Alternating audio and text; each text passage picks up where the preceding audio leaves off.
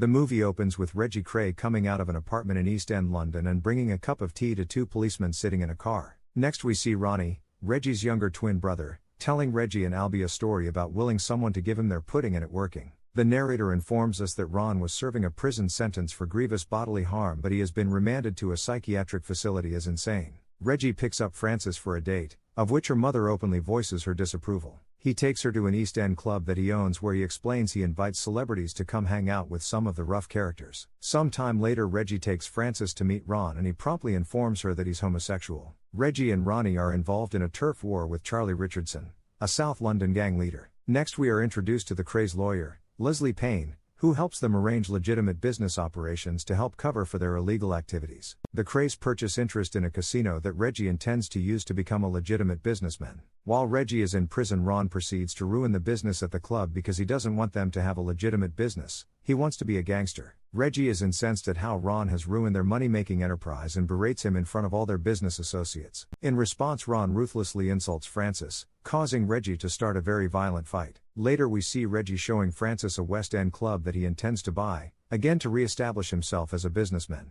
Frances' narration tells us problems arose almost immediately. Reggie is still drawn to and receives lots of money from his and Ron's gangster pursuits. Ron and Mrs. Kray, their mother, make it clear to Frances that they don't think much of her. Frances becomes very despondent over her situation, increasingly turning to drugs to help her cope. Ron hires Jack to kill Leslie Payne, but Jack botches the job, sending Payne to the police. Shortly after the botched assassination attempt, Reggie confronts and kills Jack at a party at Ron's house. With Payne and the other witnesses, the police finally have enough evidence to prosecute the Krays and overcome their previous influence with the Parliament.